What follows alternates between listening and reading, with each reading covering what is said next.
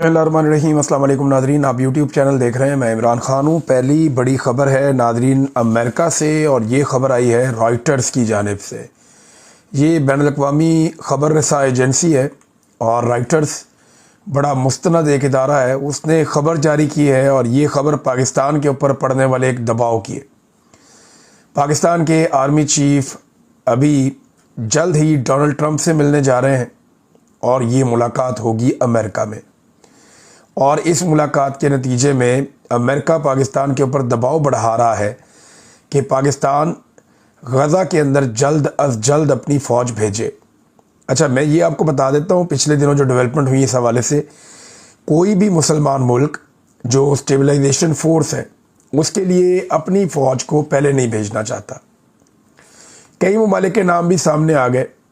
कई ने कहा जी हम तो अपनी फ़ौज भेजना ही नहीं चाहते। अवाम के अंदर बड़ा रद्द-ए-अमल आ रहा है, मुसलमान मुल्कों में बड़ा सख्त रद्द-ए-अमल आ रहा है कि फ़ौज को नहीं भेजना, गज़ा के ख़िलाफ़, गज़ा के अंदर फ़ौज को नहीं भेजना, फ़लस्तीनियों को निहत्ता करने के लिए अपनी फ़ौज मुसलमान ममालिक इस्तेमाल ना करें। अब ममालिक के अंदर रद्द-ए-अमल आ रहा है और अमेरिका के साथ ये ममालिक और इनके हुक्मरान वादे कर चुके हैं। लिहाजा कोई कहता है जी हम जाएंगे नहीं, कोई कहता है जी कि हम पहले नहीं जाना चाह रहे, हमें पहले ना भेजें, पहले किसी और को भेजें। तो अब पाकिस्तान के ऊपर डोनाल्ड ट्रंप दबाव डाल रहा है, क्योंकि डोनाल्ड ट्रंप को ये पता है कि इन्होंने बहुत ज़बरदस्त खुशामद की हुई है। शहबाज शरीफ साहब ने जिस लेवल पे जाके तारीफ़ें की हुई हैं डोनाल्ड ट्रंप की, और आसिम मुनीर और शहबाज शरीफ के बारे में डोनाल्ड ट्रंप ने दावा भी किया कि इन्होंने मुझे कहा था कि पहले दिन से हम आपके साथ हैं इस सारे मनसूबे के अंदर। अब उस मनसूबे को अमली जामा पहनाना है। डोनाल्ड ट्रंप ये चाहते हैं कि मुसलमान ममालिक की फ़ौजें जल्द अज जल्द गाज़ा में पहुँचें और अपनी ड्यूटी संभालें। ड्यूटी उनकी क्या होगी? इसराइली सरहदों की हिफाजत करना और फ़लस्तीनी तंजीम जो हमास है उसको मुकम्मल तौर पे गैर मुसल्लह करना, और इस बात को यकीनी बनाना कि फ़लस्तीन के पास जो इलाके हैं गज़ा के, वहाँ से किसी भी किस्म का हमला कभी भी इसराइल के ख़िलाफ़ ना हो। अब ये चीज़ें डोनाल्ड ट्रंप चाहते हैं। हाल ही में डोनाल्ड ट्रंप की कुछ इस तरह की वीडियोज़ भी सामने आ रही हैं जहाँ पे बहुत उनको पजीराई की जा रही है उनकी इसराइल की जानिब से। और ये सब जानते हैं कि डोनाल्ड ट्रंप जब भी उन्हें मौका मिलेगा तो वो किसी भी मुल्क की जगह इसराइल को प्रायोरिटी देंगे। जब भी कभी अक़वाम मुत्तहिदा में कोई मामला आता है तो डोनाल्ड ट्रंप या अमेरिका की कोई और भी हुकूमत हो तो वो इसराइल के साथ खड़े होते हैं, इसराइल के ख़िलाफ़ कभी खड़े नहीं होते। तो ये अब एक दबाव है पाकिस्तान के हालिया अशरों के सबसे ताकतवर फ़ौजी सरबराह को अपनी ताज़ा हासिल करदा वसी इख्तियारात के बाद सबसे बड़े कड़े इम्तिहान का सामना है, रॉयटर्स ये कह रहा है, क्योंकि वाशिंगटन इस्लामाबाद पर दबाव डाल रहा है कि वो गज़ा में इस्तेहकाम के लिए कायम की जाने वाली फ़ोर्स में फ़ौजी दस्ते फराहम करे।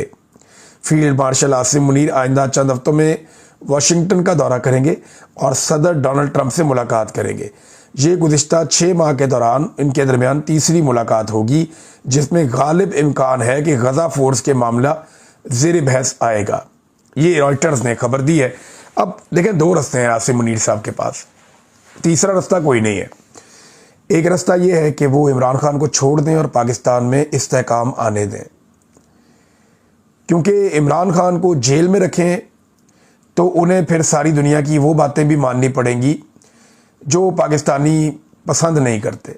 मिसाल के तौर पे जो अमेरिका चाह रहा है कि आसिम मुनीर साहब फ़ौज भेजें गज़ा में और हमास को गैर मुसल्लह करें और इसराइल की हिफाजत के लिए वहाँ दस्ते मौजूद रहें मुसलमान ममालिक के, तो ये अमेरिकन ख्वाहिश है, ये पूरी नहीं करनी पड़ेगी अगर पाकिस्तान के अंदर बहुत दबाव ना हो तो।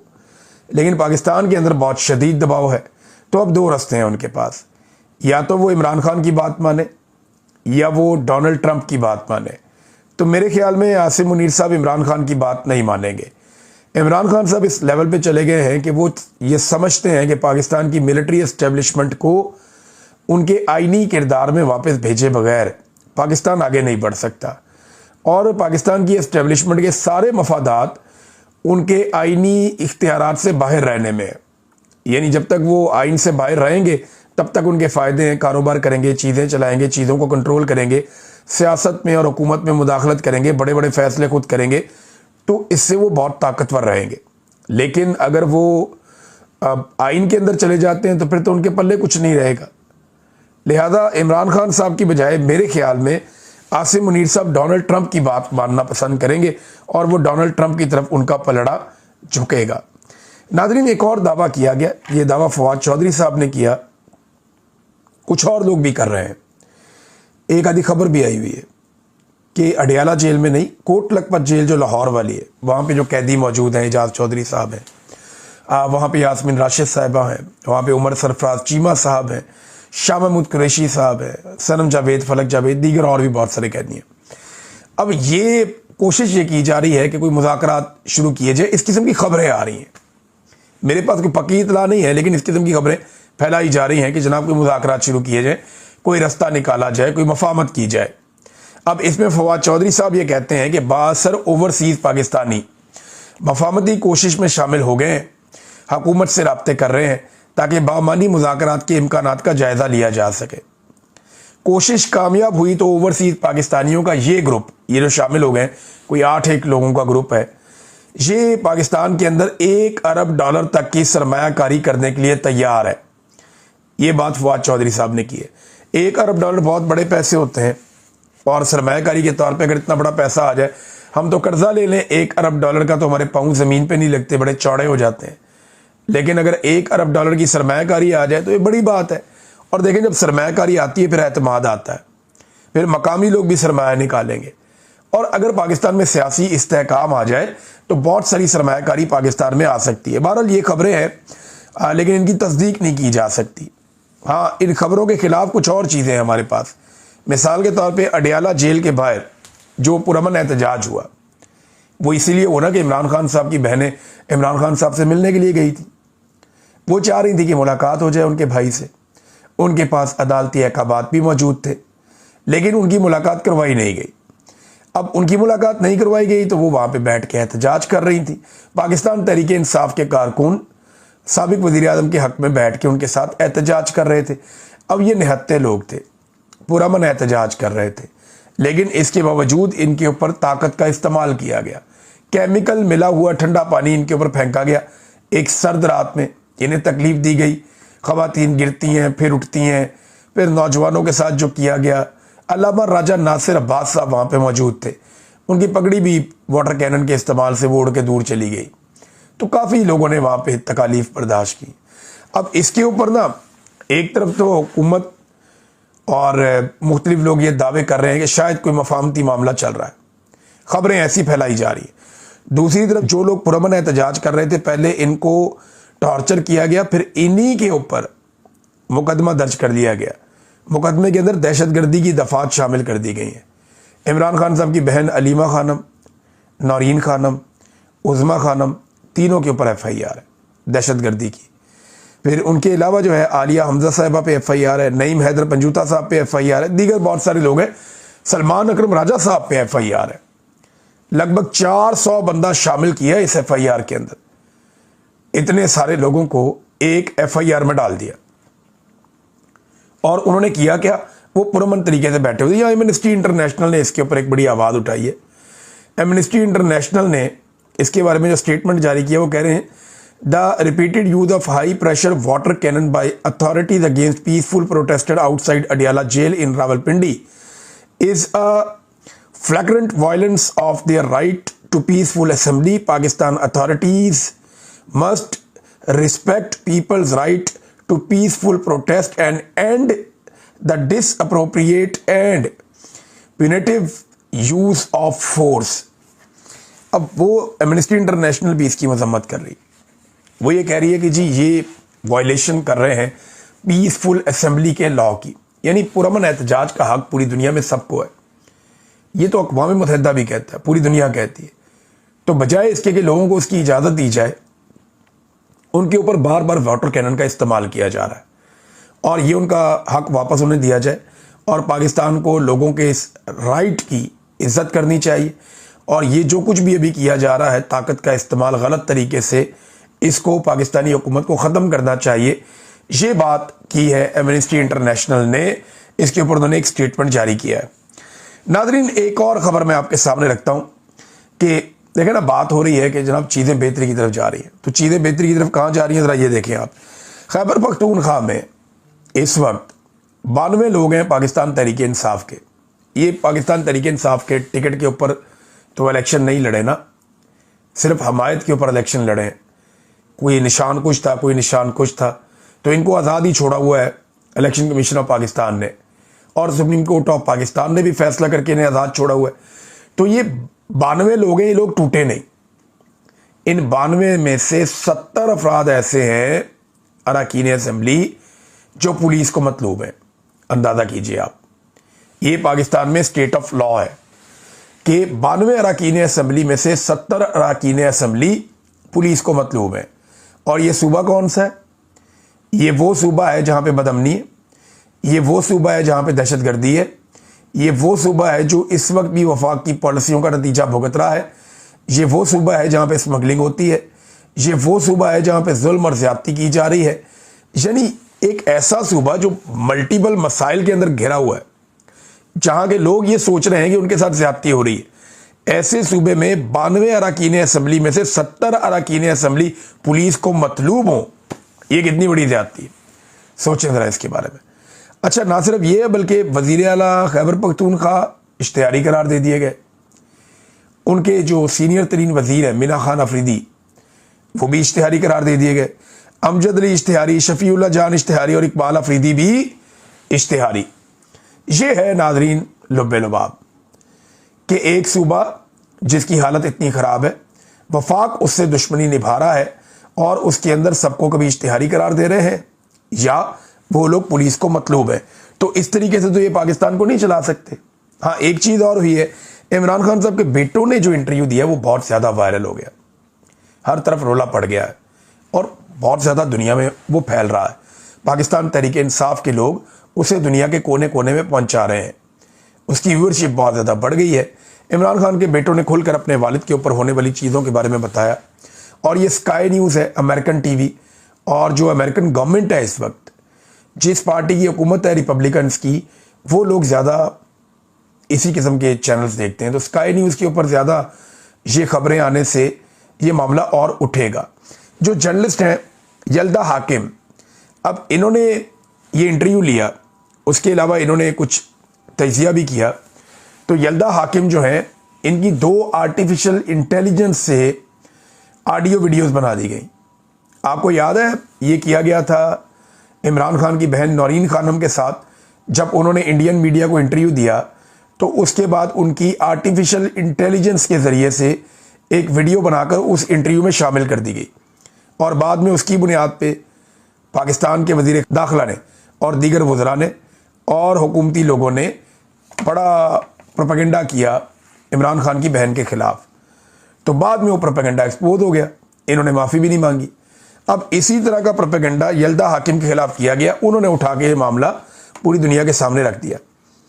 यल्दा हाकिम क्या कहती हैं ज़रा ये देखें। वो कहती हैं जी, following my interview with Imran Khan sons Qasim and Suleman, a second artificial intelligence deepfake of me has been circulated, this video is not real. और आगे वो बता रही हैं कि वीडियो कौन सी है, और ये जनाब पाकिस्तान के अंदर लोग इसको वायरल कर रहे हैं। वो कहती हैं जी मेरा इस वीडियो से ताल्लुक़ ही नहीं, मैंने ये बात ही नहीं की, ये तो आर्टिफिशियल इंटेलिजेंस के ज़रिए से बनाई गई है। तो एक वीडियो उन्होंने पहले पकड़ी, एक वीडियो उन्होंने बाद में पकड़ी, और ये ज़्यादातर PMLN के हमायती अकाउंट या उनके अपने को टाउट्स हैं, कुछ एस्टेब्लिशमेंट के टाउट्स हैं, वो लोग इसे वायरल कर रहे हैं, लेकिन उन्होंने इसको रिपोर्ट कर दिया है। अच्छा नाज़रीन, एक मुशर्रफ जैदी साहब हैं, ये जर्नलिस्ट, फिर बहुत बड़े जमहूरे कि जनाब मैं बड़ा जमहूरी हूँ, इंसानी हकूक़ का मैं अलमबरदार हूँ, मैं आज़ादी इज़हार राय के हक़ में हूँ, मैं रूल ऑफ लॉ के लिए आवाज़ उठा। सारी ज़िंदगी इस आदमी ने ऐसे गुजारी, ऐसे और बहुत सारे हैं। आप देख लेना, अंसार अब्बासी साहब हैं, बातें वो ऐसे करते हैं लेकिन अजीबोगरीब काम कर देते हैं, अजीबोगरीब ख्वाहिशात का इजहार कर देते हैं। ये सुहेल बड़ाई साहब हैं, सारी ज़िंदगी उन्होंने कुछ का कुछ किया और ज़िंदगी के इस लम्हे में आकर वो इमरान खान साहब को वो ये कायल करने की कोशिश करते हैं कि आप डील कर लें। यानी मुझे हैरत होती है कि वो लोग जो नवाज शरीफ को कहते थे कि डट के खड़े हो जाएं आप, वो इमरान खान को कहते हैं कि आप डील क्यों नहीं कर रहे। यानी इमरान खान से उनका प्रॉब्लम यह है कि इमरान खान डील क्यों नहीं करता, खान साहब आप डील करें, आप निकलें बीच में से, यानी इतने ये इमरान खान के खैर ख्वाह हैं। तो पाकिस्तान को आगे नहीं निकालना इस मामले में से। वो आदमी डट के खड़ा, उसका शुक्रिया अदा करने की बजाय उसे कहते हैं आप डट के क्यों खड़े हुए हैं। तो मुशर्रफ जैदी साहब ने इंटरव्यू दिया जल्दा हाकिम को, उन्होंने सवालात पूछे। अब ये सारी ज़िंदगी बहरूपिया बन के गुजारी है ये साहब ने भी, लेकिन ये बड़ा ज़बरदस्त दौर है। इसमें बहुत सारे जो मुनाफिकीन है ना, उनके ऊपर से पर्दे उतर गए हैं। अब ये जमहूरियत पसंद थे, इंसानियत पसंद थे, रूल ऑफ लॉ में बिलीव करते थे, इमरान खान की आज़ादी के लिए ट्वीट्स करते थे, लेकिन अब ये हुकूमत का हिस्सा बन गए, लिहाजा इमरान खान की आज़ादी के लिए बात नहीं कर सकते, क्योंकि शहबाज शरीफ ने इनको नौकरी दे दी है, और जब नौकरी मिल गई है तो नौकर की थे नखरा की। यानी इन्होंने इस इंटरव्यू में ऐसे ऐसे झूठ बोले हैं कि खुदा की पनाह। यानी इमरान खान साहब के इलाज के हवाले से झूठ पे झूठ, झूठ पे झूठ। उन्होंने कहा जी इमरान खान साहब की बहनें जो हैं उनको आप मुलाकात नहीं करने देते, वहाँ पे भी झूठ पे झूठ। उन्होंने कहा जी वो बाहर धरना दे के फिर क्यों बैठी हुई है, कहते जी वो तो नहीं है, वो तो कारकुन है। हर चीज़ के ऊपर झूठ बोला, इतना झूठ बोला इन्होंने इंटरव्यू में, मैं हैरान हो गया कि यार ये किस तरह के लोग हैं। इन्होंने पाकिस्तानी कौम को चूना लगाया हुआ था कि हम बड़े ज़बरदस्त लोग हैं, इंसाफ पसंद लोग हैं, बड़े उसूल परस्त लोग हैं। नहीं, ये कुछ भी नहीं है, ये सारे के सारे फ्रॉड हैं, और ये एक एक करके एक्सपोज होते चले जा रहे हैं। जैसा कि जस्टिस तारिक महमूद जहांगीरी साहब, जिनका जाली डिग्री वाला एक केस लगाया हुआ है इस्लामाबाद हाई कोर्ट में, और ये मामला और कुछ नहीं है। जहांगीरी साहब ने इस्लामाबाद के 3 हलके खोल दिए थे, 3 हलकों का फैसला वो करने लगे थे, वो बहुत करीब पहुंच गए थे। एस्टेब्लिशमेंट ने उन पर बहुत दबाव डाला, उन्होंने एस्टेब्लिशमेंट की बात नहीं मानी, तो उनकी डिग्री जाली करके उनको फंसा दिया। ये किया पाकिस्तान की हुकूमत ने, पाकिस्तान के इदारों ने उनके साथ, लेकिन उन्होंने भी एक्सपोज करके रख दिया जस्टिस सरफराज डोगर को, जिनकी अदालत में ये केस चल रहा है। इन्होंने जस्टिस सरफराज डोगर साहब को ये कहा था कि जज साहब मेहरबानी करें और मेरा केस आप ना सुने, आपका नहीं बनता, लेकिन उन्होंने इनकार कर दिया। उन्होंने कहा जी मैंने तो केस सुनना है। अब जस्टिस तारिक जहांगीरी का चीफ जस्टिस सरफराज डोगर पर कोड ऑफ कंडक्ट की खिलाफ वर्जी का उन्होंने इल्ज़ाम लगा दिया। उन्होंने कहा डिग्री केस चीफ जस्टिस ने चंद दीगर के अलावा मेरे साथ डिस्कस किया था। चीफ जस्टिस सरफराज डोगर ने शदीद प्रेशर अपने ऊपर होना तस्लीम किया था कि मेरे पे बहुत ज़्यादा प्रेशर है आपके केस के हवाले से। और मेरे पे आपने मुझे कहा था जज साहब ने कि मेरे पे बहुत प्रेशर है आपके केस के हवाले से, बल्कि ये भी कहा कि आप इस्तीफ़ा दे दें, और मुझे तजवीज़ दी कि जनाब आप इस्तीफ़ा दे दें। इस किस्म की बातें मुझे की कि मैं अपनी पोस्ट के इस्तीफ़ा दे के निकल जाऊँ, ये मुझे चीफ जस्टिस ने कहा, और किसी और के हवाले कर दूँ। तो इस किस्म की चीज़ें जो है ना, वो उन्होंने कहा क्योंकि ये उन्होंने बता दिया जुडिशल काउंसिल को, ताकि ये केस चीफ जस्टिस के पास ना लगे। अदालत में भी उन्हें कहा था कि आप इसको ना सुने, लेकिन वो इसको सुनना चाह रहे थे। अब पोल खुल गया, सारी चीज़ सामने आ गई है। इसका वन लाइनर ये है कि एक ये नया मोड़ है इस सारे केस के अंदर। सुप्रीम जुडिशल काउंसिल से उन्होंने रुजू किया, और ये बड़ी खौफनाक शिकायत है, छोटी शिकायत नहीं है कि चीफ जस्टिस बुलाता है, बुलाकर मिलता है, मिलकर कहता है कि मेरे ऊपर बहुत दबाव है तुम्हारे केस में, तो तुम इस्तीफ़ा दे दो, तुम्हारे लिए अच्छा रहेगा। जब इस किस्म की बात चीफ जस्टिस करे तो इसका मतलब है वो दबाव में है, लिहाजा वो चीफ जस्टिस ये केस नहीं सुन सकता। ये है मामला और मुद्दा जनाब जस्टिस तारिक महमूद जहांगीरी साहब का। नाज़रीन, एक वज़ीर ने एक बड़ा अजीबोगरीब स्टेटमेंट दे दिया। स्टेटमेंट तो इनके बहुत सारे अजीबोगरीब होते हैं, लेकिन वज़ीर ने अब ये कह दिया कि 9 मई की असल मास्टरमाइंड बुशरा बीबी है। मेरे ख्याल में इन्हें बैठ के ना पहले तय कर देना चाहिए। कभी ये कहते हैं 9 मई का मास्टरमाइंड इमरान खान, कभी कहते हैं फैज़ हमीद, कभी कहते हैं मुराद सईद, कभी कहते हैं बुशरा बीबी। ये कभी किसी पे इल्ज़ाम लगाते हैं, कभी किसी पे इल्ज़ाम लगाते हैं, कभी कहते हैं भारत है इसके पीछे। तो एक के बाद एक इल्ज़ाम लगाते हैं, लेकिन अभी तक ये साबित कुछ भी नहीं कर पाए, और ये कर भी नहीं पाएंगे। 9 मई का मुकदमा इमरान खान पे ये कभी भी साबित नहीं कर पाएंगे। इमरान खान जेल में था, गिरफ्तार था उस वक़्त, वो तो बाहर था ही नहीं। और जो प्लानिंग की बात ये करते हैं, वो पुलिस वाला मेज़ के नीचे छुप के तो दिखाए अदालत में। इनको चाहिए मेज़ उठाकर जाके अदालत में रखें, उस पुलिस वाले को बुलाएं, बुला के कहें छुपो इस मेज़ के नीचे, लग पता जाएगा। ये हो ही नहीं सकता, ये कर ही नहीं पाएगा। नाज़रीन, ताहिर अशरफी साहब ने एक बयान दिया, मुझे लगता है वो बहुत प्रेशर ले गए हैं, और प्रेशर लेने के बाद उन्होंने एक अच्छा स्टेटमेंट देने की कोशिश की, ताकि जो उनके ऊपर एतराज़ होते हैं थोड़ा सा वो बैलेंस करें। ताहिर अशरफी ने क्या कहा, ज़रा ये आप सुन लें। पाकिस्तान उलमा कौंसिल हुकूमत पंजाब और हुकूमत पाकिस्तान से मुतालबा करती है कि तहरीक इंसाफ और इमरान खान साहब की फैमिली की इमरान खान साहब से मुलाकात का मामला कानून और दस्तूर के मुताबिक तय करें। रोज़ाना पुलिस और कारकुनान के दरमियान तसादुम और ख़वातीन का निशाना बनाया जाना दुरुस्त नहीं है। तो ताहिर अशरफी साहब, आप गांगुलों से मट्टी ना झाड़ें। ना ये काम पंजाब हुकूमत कर रही है, ना ये काम वफाकी हुकूमत कर रही है। पंजाब हुकूमत खुद कह चुकी है जनाब हम नहीं करते, हम बदला नहीं लेते। वफाकी हुकूमत शहबाज शरीफ साहब कह चुके हैं, मैं पूछ के बताता हूँ। ताहिर अशरफी साहब इतने भोले बादशाह ना बने, आपको भी पता है कि कौन कर रहा है ये सारा कुछ, मैं भी जानता हूँ। तो अगर एतराज़ करना है या आवाज़ उठानी है तो उनके खिलाफ उठाएं जहाँ पे आपके पर जलते हैं, जहाँ पे आपको डर लगता है, जहाँ पे आपकी